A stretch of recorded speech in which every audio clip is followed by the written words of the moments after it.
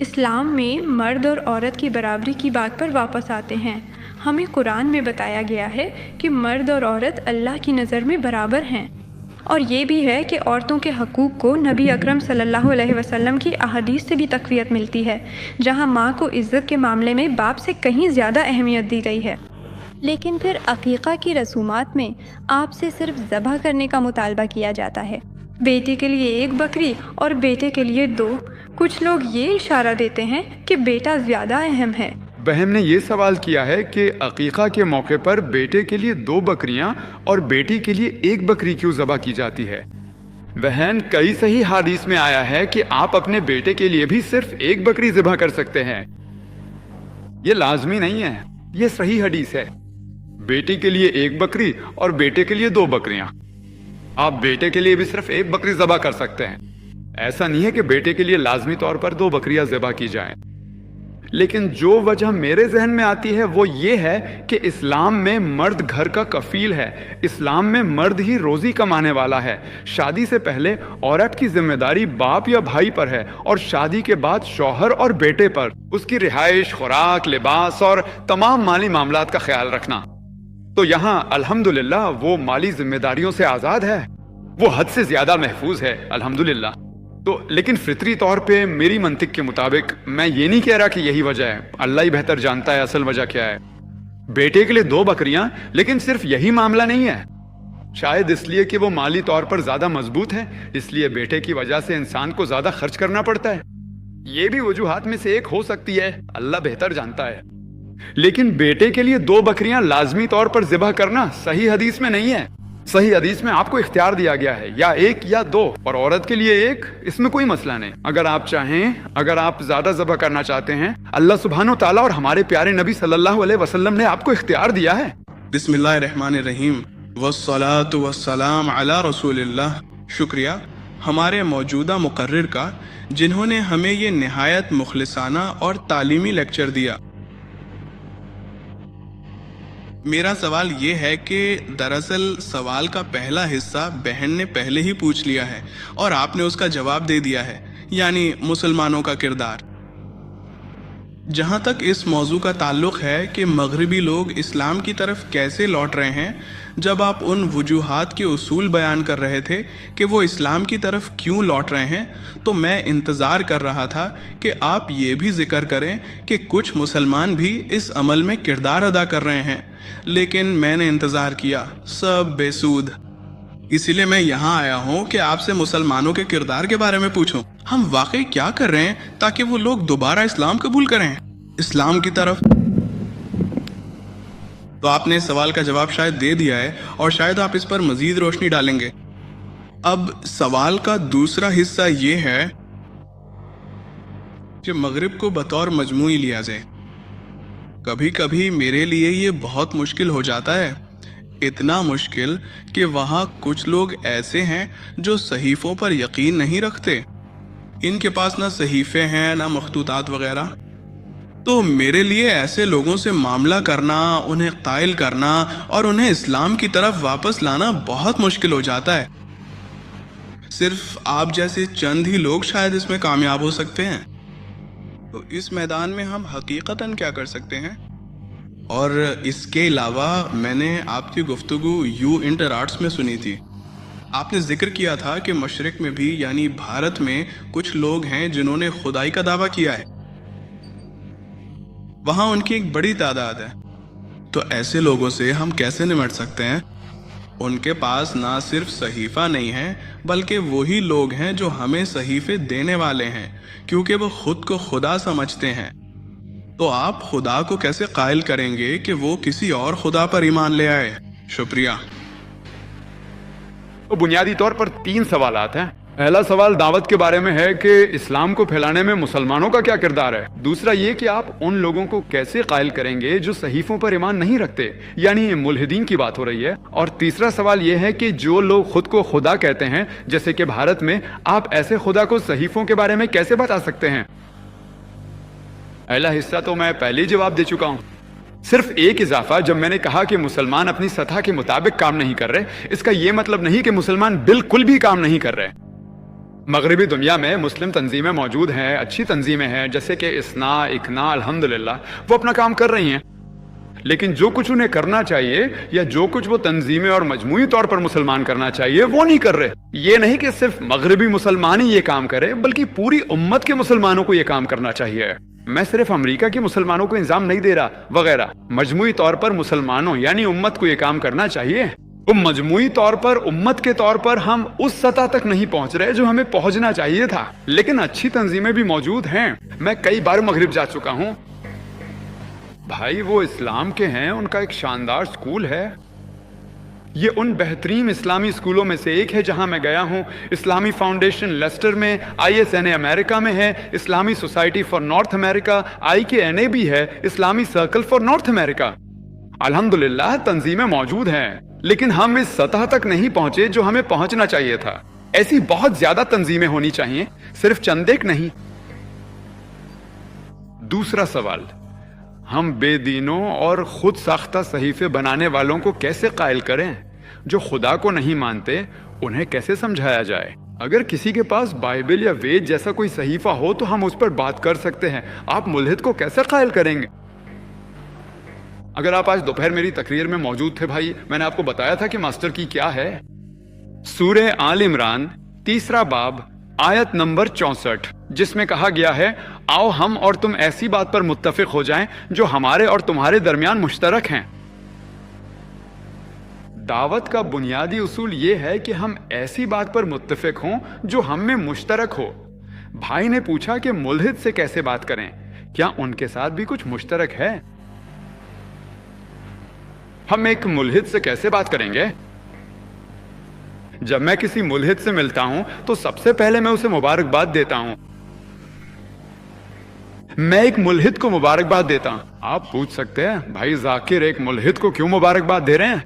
میں اسے اس لیے مبارکباد دیتا ہوں کہ وہ عیسائی ہے کیونکہ اس کا والد عیسائی ہے، وہ شخص ہندو ہے کیونکہ اس کا والد ہندو ہے۔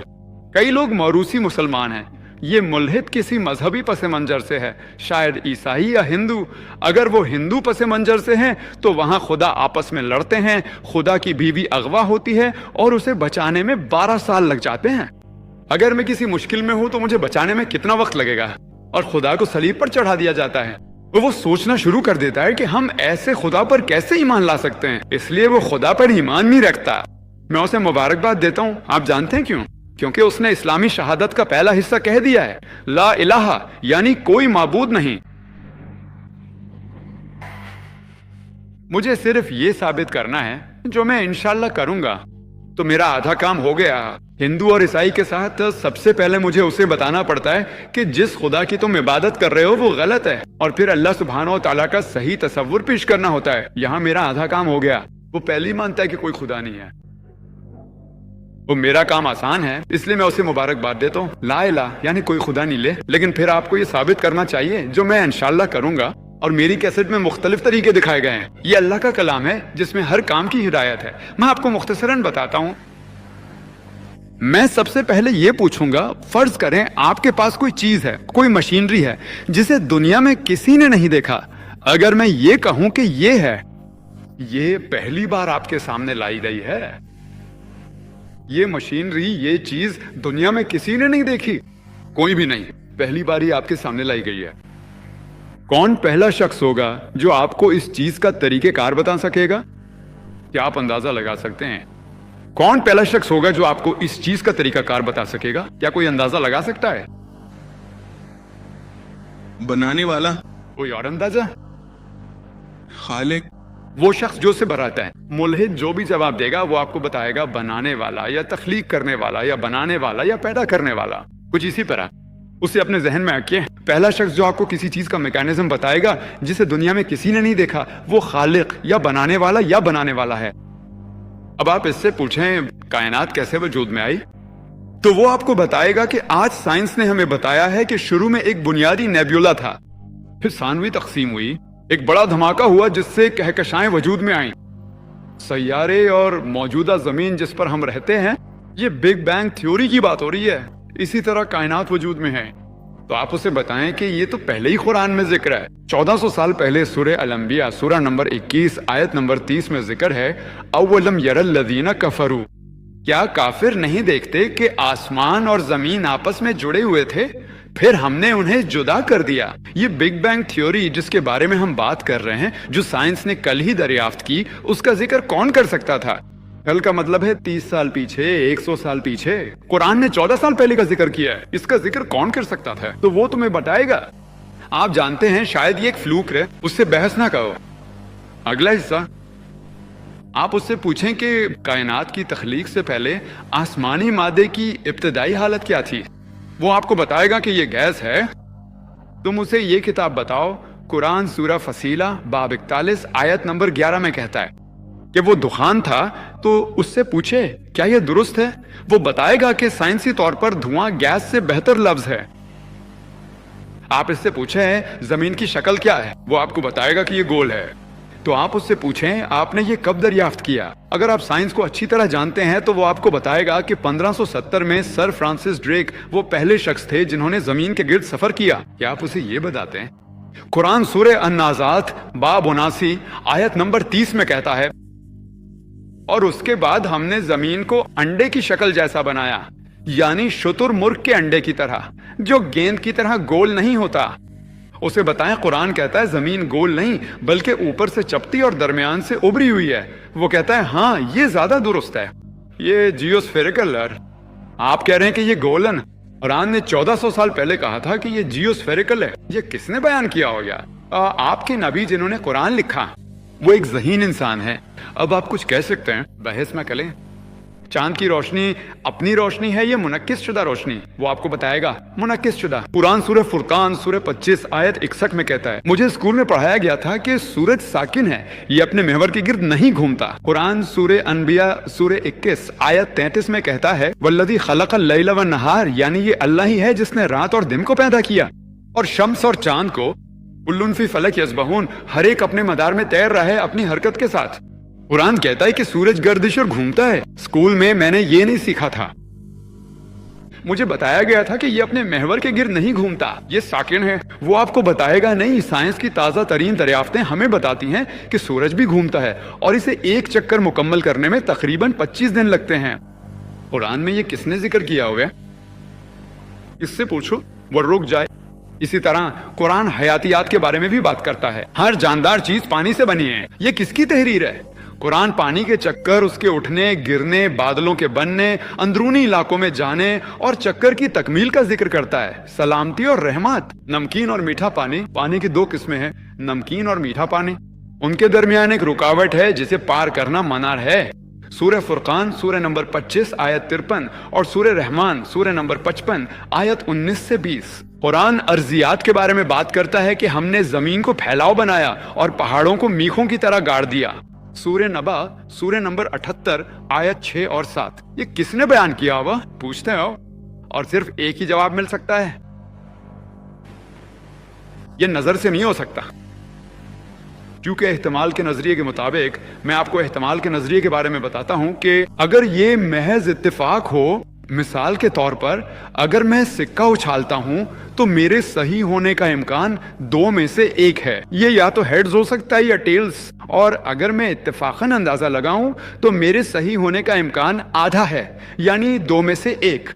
اگر میں سکہ 2 بار اچھالوں تو دونوں بار میرے صحیح ہونے کا امکان اس وقت آدھا ضرب آدھا یعنی 1/4 یعنی 25% ہے۔ اگر میں سکہ 3 بار اچھالوں تو تینوں بار میرے صحیح ہونے کا امکان یہ ہے 1/2 ضرب 1/2 ضرب 1/2 یعنی 1/8، یہ ہے 12.5%۔ اسی طرح اگر آپ اس احتمال کے نظریے کو قرآن پر لاگو کریں کہ زمین کی ممکنہ شکلیں کیا ہو سکتی ہیں جن کے بارے میں ایک انسان سوچ سکتا ہے، ایک انسان تقریباً 30 شکلوں کے بارے میں سوچ سکتا ہے۔ یہ مربع ہو سکتی ہے، یہ چپٹی ہو سکتی ہے، یہ چوکور ہو سکتی ہے، یہ مستطیل ہو سکتی ہے، یہ مثلث ہو سکتی ہے، یہ گول ہو سکتی ہے۔ 30 شکلیں، کسی کے اندازہ لگانے اور وہ درست ہونے کا امکان 1 میں سے 30 ہے۔ چاند کی روشنی اپنی بھی ہو سکتی ہے یا منعکس شدہ بھی ہو سکتی ہے، کسی کے اندازہ لگانے اور وہ درست ہونے کا امکان 1/2 ہے، دونوں کے درست ہونے کا امکان 1/30 ضرب 1/2 یعنی 1/60 ہے۔ اگر کوئی شخص اندازہ لگانا چاہے کہ سب کچھ کس چیز سے بنا ہے، عرب کے صحرا میں ایک شخص سب سے پہلے ریت، لکڑی اور کے بارے میں سوچے گا۔ کوئی اور دھات، الومینیم، شاید لوہا اور شاید کچھ اور۔ ایک انسان 10,000 چیزوں کے بارے میں سوچ سکتا ہے جن سے جاندار بن سکتے ہیں۔ امکان کہ وہ ایک بے ترتیب اندازہ لگائے اور وہ درست ہو 1/10,000 ہے۔ امکان کہ تینوں باتیں درست ہوں 1/13 ضرب 1/2 ضرب 1/10,000 یعنی 1/60,000 ہے۔ اگر آپ حساب لگائیں تو 0.0001 یعنی 3 چیزوں میں 0.017% بنتا ہے۔ یہ 0.017% ہے۔ اگر آپ سب کو جمع کریں، قرآن سائنس کے بارے میں 1000 آیات بیان کرتا ہے، اور ریاضی ہمیں بتاتی ہے کہ اگر 0 اور اس کے بعد 50 صفر ہوں تو وہ 0 کے برابر ہے۔ تو امکان کہ یہ ایک بے ترتیب اندازہ ہو 0 ہے۔ یہ کس نے لکھا ہو سکتا ہے؟ وہ آپ کو بتائے گا، خالق، بنانے والا، پیدا کرنے والا۔ اسی خالق کو ہم اللہ کہتے ہیں، جیسا کہ میں نے ابھی بتایا۔ مختصر یہ کہ مزید تفصیل کے لیے میری ویڈیو کیسٹس دیکھیں۔ کیا قرآن اللہ کا کلام ہے؟ مختلف طریقے، مختلف تکنیکیں ہیں یہ ثابت کرنے کے لیے کہ یہ اللہ سبحانہ و تعالیٰ کا کلام ہے۔ اس کا تیسرا سوال یہ ہے کہ آپ خدا کو کیسے ثابت کر سکتے ہیں کہ جو صحیفے ہیں وہ غلط ہیں وغیرہ۔ اپنی گفتگو میں میں نے آپ کو دینیات کے لیے لٹمس ٹیسٹ دیا۔ سورہ اخلاص باب نمبر 112 آیت 1 تا 4۔ تو تم اسے بتاؤ کہ اگر تم خدا ہو تو کیا تم امتحان میں کامیاب ہو جاتے ہو؟ فرض کریں کہ کوئی کہے کہ یہ سونے کا زیور ہے، میں اسے آپ کو بیچنا چاہتا ہوں 24 کیرٹ 16۔ آپ کیا کریں گے؟ کیا آپ اسے خریدیں گے؟ کیا آپ اسے خریدیں گے؟ آپ کہیں گے پہلے میں چیک کروں گا کہ یہ سچ ہے یا نہیں۔ آپ اسے ٹچ سٹون سے چیک کریں گے۔ آپ کسی جوہری کے پاس جائیں گے اور کہیں گے کہ ایک آدمی ہے جو مجھے یہ زیور بیچنا چاہتا ہے اور وہ بتا رہا کہ یہ 24 کیرٹ سونا ہے۔ آپ جوہری کے پاس جائیں گے، وہ آپ کا زیور لے کر اسے ٹچ سٹون پر رگڑے گا اور اس کا رنگ ملائے گا۔ اگر وہ 24 قرات سے مل جائے تو وہ کہے گا 24 قرات ہے۔ اگر وہ 22 قرات سے مل جائے تو وہ کہے گا 22 قرات ہے۔ اگر 18 قرات ہو تو وہ آپ کو بتا دے گا کہ یہ 18 قرات ہے۔ یہ ہو سکتا ہے کہ یہ بالکل سونا نہ ہو، کیونکہ ہر چمکنے والی چیز سونا نہیں ہوتی۔ تو جو راجنیش کی مثال میں نے دی، راجنیش کو ہی استعمال کریں۔ مثال کے طور پہ راجنیش وہ خدائے برتر ہے، اسے سورہ اخلاص کے معیار پر پرکھیں۔ آئیے پرکھتے ہیں۔ کہہ دو کہ وہ اللہ ایک ہے اور اکیلا ہے۔ کیا راجنیش ایک اور اکیلا ہے؟ کیا کوئی بھی جو خدا ہونے کا دعویٰ کرے، چاہے وہ عیسیٰ ہوں، چاہے رام ہوں، لکشمن ہوں، جسے بھی آپ آزمائیں، عام طور پر حکمت سے کام لیں، اصل خدا کو موضوع نہ بنائیں، ورنہ وہ برا مانیں گے۔ جیسا کہ سورہ انعام کی آیت 108 میں ہے، غیر اللہ کو برا نہ کہو تاکہ وہ نادانی میں اللہ کی شان میں گستاخی نہ کریں۔